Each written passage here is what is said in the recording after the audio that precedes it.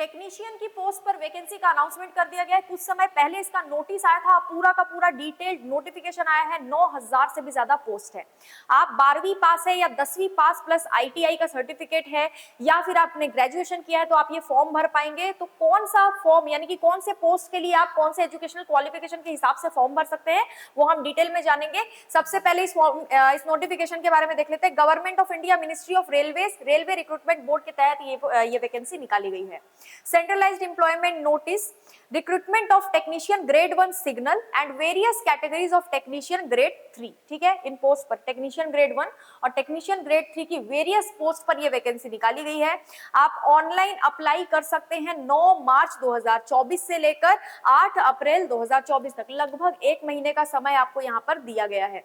Dates for modification window for correction in application form with payment of modification fee 9/4/2024 to 18/4/2024। अगर form में कोई भी correction करवाना है तो उसके लिए भी यहाँ पर डेट दी गई है। अब यहाँ पर देख लेते हैं कि पोस्ट वाइज आपका जो इनिशियल पे होगा वो क्या होगा।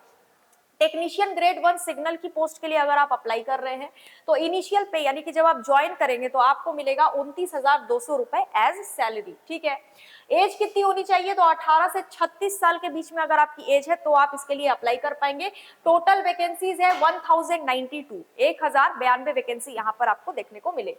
टेक्नीशियन ग्रेड 3 की पोस्ट के लिए आपको इनिशियल पेमेंट मिलेगा 19,900 रुपए। इसके बाद यहाँ पर 18 से 33 साल के बीच में अगर आपकी एज है तो आप ये फॉर्म भर पाएंगे। 8,052 वैकेंसीज यहाँ पर आपको दी गई, यानी 8,052 वैकेंसीज इसकी, सबसे ज्यादा वैकेंसीज इसी की है। टोटल अगर आप ऐड करोगे तो 9,144 वैकेंसीज का अनाउंसमेंट यहाँ पर किया गया है। पहले ही हमने देख लिया था, ठीक है, जब नोटिस आया था तो हमने डिस्कस किया था। RRB wise and railway zone wise detail distribution of vacancies is given in annexure B. Annexure B में अलग अलग जोन वाइज जो वैकेंसीज को डिवाइड किया गया उसके बारे में सब कुछ दिया हुआ है, वो भी आप बाद में देख सकते हैं। अब हम देख लेते हैं कि यहाँ पर और क्या क्या आपके लिए जरूरी, तो ये जनरल इंस्ट्रक्शन वगैरह है, ये आप खुद भी पढ़ सकते हैं। बाकी सारी चीजें हम देख लेते हैं, जैसे कि मेडिकल स्टैंडर्ड, जनरल फिटनेस और विजन स्टैंडर्ड, ये आप चेक कर लीजिएगा एक बार, है ना। विजन स्टैंडर्ड के लिए, ये फिजिकल फिटनेस देखने के लिए ये सब टेस्ट जो है ये किया जाता है। नेशनलिटी, सिटीजनशिप तो आपको पता ही है, सिटीजन ऑफ इंडिया या सिटीजन ऑफ नेपाल या सब्जेक्ट ऑफ भूटान, ये तो हमें पता है। बाकी यहाँ पर वही चीज दी गई है एज, लेकिन डेट ऑफ बर्थ जो आपका है वो किस हिसाब से देखा जाएगा तो prescribed as in normal course as on 1 July 2024। यहाँ पर ध्यान रखिएगा टेक्नीशियन ग्रेड 1 के लिए और टेक्नीशियन ग्रेड 3 के लिए, ये सारी चीजें हमने डिस्कस कर ली है पहले ही, ठीक है। एज रिलैक्सेशन जो आपको मिलने वाला है, अलग अलग कैटेगरीज को जो एज में छूट मिलती है उसमें देख लेते हैं। टेक्नीशियन ग्रेड 1 के लिए जो एज लिमिट में छूट है, अगर आप एससी या एसटी कैंडिडेट है तो 5 साल की छूट आपको देखने को मिलेगी। अगर आप ओबीसी कैंडिडेट है तो 3 साल की छूट आपको देखने को मिलेगी, ठीक है। पर्सन विद बेंचमार्क डिसेबिलिटीज के लिए, अनरिजर्व्ड ओबीसी और एससी एसटी के लिए अलग अलग है, 10 साल, 13 साल और 15 साल। तो यहाँ पर अगर देखें टेक्नीशियन ग्रेड 3 की पोस्ट के लिए, वो टेक्नीशियन ग्रेड 1 की पोस्ट के लिए था, ये 3 की पोस्ट के लिए है, तो एससी एसटी कैंडिडेट को 5 साल की छूट, ओबीसी को 3 साल की छूट। बाकी पर्सन विद बेंचमार्क डिसेबिलिटीज वही सेम है, 10, 13, 15, ठीक है। अब आगे और चीजें देख लेते हैं। Upper age limit of date of birth और lower age limit of date of birth, ये क्या चीज है तो date of birth of candidate should be between the dates given below. आपका जो डेट ऑफ बर्थ है वो इन डेट्स के बीच में होना चाहिए, ठीक है। कई बार हम लोग डेट के हिसाब से भी अपना बर्थ ईयर देखते हैं कि हम यहाँ पर फिट हो रहे हैं कि नहीं। तो देखो 18 से 36 ईयर जिस पोस्ट के लिए मांगा गया है उसमें आप एज लिमिट कैसे, डेट ऑफ बर्थ कैसे देखोगे। अनरिजर्व्ड और ईडब्ल्यूएस कैंडिडेट्स 2 जुलाई 1988 से लेकर 1/7/2006 के बीच में पैदा हुआ हो, ठीक है। ओबीसी 2/7/1985 से लेकर 1/7/2006 के बीच में पैदा हुआ हो, और एससी एंड एसटी का जो जन्म है, एससी एसटी कैंडिडेट अगर आप हैं तो 2/7/1983 से लेकर 1/7/2006 के बीच में आपका जन्म हुआ हो तो आप ये फॉर्म भर पाएंगे, अपनी अपनी कैटेगरी के हिसाब से देख लेंगे, ठीक है। जिस पोस्ट के लिए 18 से 33 वर्ष एज रखी गई है उसके लिए यहाँ पर तीनों कैटेगरीज के बारे में बताया गया है, लेकिन 1 जुलाई 2006 से पहले ही आपका जन्म होना चाहिए, यानी इन दोनों के बीच में आपका जन्म हुआ हो तो ही आप ये फॉर्म भर पाएंगे। अब यहाँ पर एजुकेशनल क्वालिफिकेशन जो है वो आगे दिया हुआ है, यहाँ सिर्फ बताया गया है कि कहाँ पर दिया गया है, ठीक है। एग्जामिनेशन फीस के बारे में देख लेते हैं। For all candidates except categories mention below, form की फीस जो है 500 रुपए रहेगी, यानी कि इन कैंडिडेट्स को छोड़कर यहाँ पर नीचे देख लेते हैं, SC, ST, ex serviceman, female, transgender, minorities और इकोनॉमिकली बैकवर्ड क्लास से जो कैंडिडेट आते हैं उनके लिए 250 रुपए है।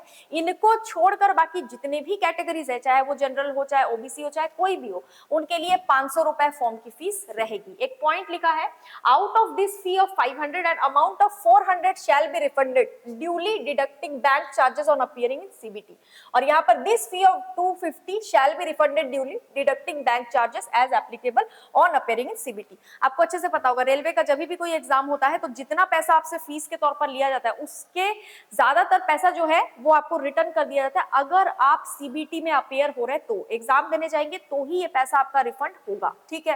अब सिलेक्शन प्रोसेस में किस किस स्टेज से आपको गुजरना पड़ेगा, तो देखो रिक्रूटमेंट प्रोसेस यहाँ पर लिखा है, कंप्यूटर बेस्ड टेस्ट, उसके बाद डीवी यानी कि डॉक्यूमेंट वेरिफिकेशन, उसके बाद मेडिकल एग्जामिनेशन, ठीक है। कंप्यूटर बेस्ड टेस्ट का जो पैटर्न और सिलेबस है उसके बारे में यहाँ पर थोड़ी चीजें डिस्कस की गई है।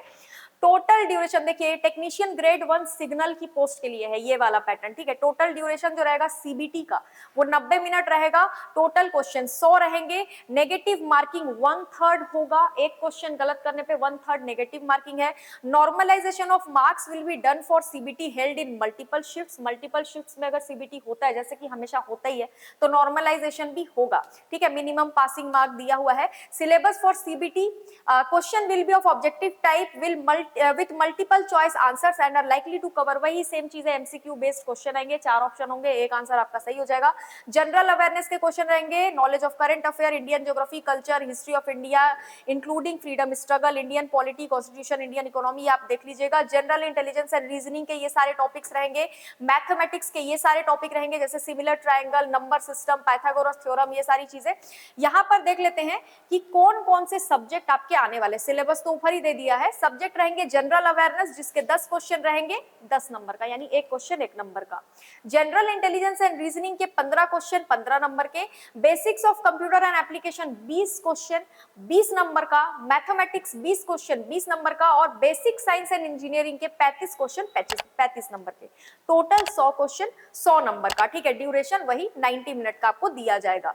अब टेक्नीशियन ग्रेड 3 का जो सीबीटी का पैटर्न है वो दिया गया 90 मिनट, टोटल 100 क्वेश्चन, 1/3 मार्किंग जो है वो नेगेटिव मार्किंग रहेगी, वही सेम चीज है। यहाँ पर सब्जेक्ट्स देख लेंगे, सिलेबस दिया गया, mathematics, general intelligence and reasoning, general science और जनरल अवेयरनेस, ठीक है। यहाँ पर 100 नंबर का ही रहेगा, लेकिन थोड़ा सा यहाँ देखना, मैथमेटिक्स के 25 क्वेश्चन 25 नंबर के। देखो जिस भी पोस्ट के लिए फॉर्म भर रहे हो दोनों का ही सीबीटी जो है उसका सब्जेक्ट अलग अलग है, थोड़ा सा यहाँ पर ध्यान देना, वेटेज भी अलग अलग है, तो थोड़ा सा देखना है।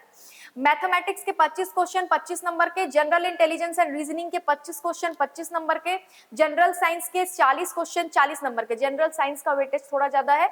जनरल अवेयरनेस के 10 क्वेश्चन 10 नंबर के। टोटल 100 क्वेश्चन 100 नंबर का, 90 मिनट का समय आपको दिया जाएगा। फिर होगा डॉक्यूमेंट वेरिफिकेशन।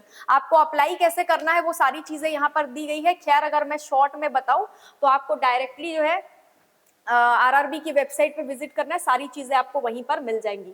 बाकी सारी चीजें हमने डिस्कस कर ली है, अगर कुछ रह गया है। ये देखो मॉडिफिकेशन ऑफ एप्लीकेशन, यहाँ पर जो है, in case of a candidate modifying his community from SC ST to unreserved और ओबीसी और EWS, he will have to pay the difference in examination fee, so that 250 rupees, ठीक है। यहाँ पर आपको 250 रुपए देना पड़ जाएगा। इनवैलिड एप्लीकेशन रिजेक्शंस के बारे में दिया गया है। साथ में एजुकेशनल क्वालिफिकेशन जो कि रह गया था वो हम देख लेते हैं। एजुकेशनल क्वालिफिकेशन की बात कर लेते हैं तो देखिए, टेक्नीशियन ग्रेड 1 सिग्नल की पोस्ट के लिए bachelor of science in physics या फिर इलेक्ट्रॉनिक्स या फिर कंप्यूटर साइंस या फिर information technology, instrumentation from a recognised university या इंस्टीट्यूट, या फिर BSc in a combination of any sub stream of basic stream of physics, electronics, computer science, information technology या instrumentation from a recognised university या institute, ठीक है। या फिर अगर इनमें से कुछ नहीं है बैचलर्स डिग्री, तो यहां पर आप देखोगे 3 ईयर डिप्लोमा हो इंजीनियरिंग में in the above main streams और in combination of any of above basic streams.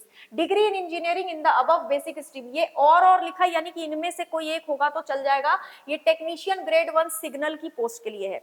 लेकिन टेक्नीशियन ग्रेड 3 की जो पोस्ट है, मैंने बताया था अलग अलग पोस्ट है, इसमें वेरियस पोस्ट के लिए टेक्नीशियन ग्रेड 3 के अंडर वैकेंसीज आई है, जिसमें आप आप देखोगे किसी में 10th प्लस ITI मांगा गया है, जैसे कि black Smith, bridge, carriage and wagon, crane driver, diesel electrical, diesel mechanical, electrical TRS, ठीक है, अलग अलग पोस्ट है टेक्नीशियन ग्रेड 3 के लिए।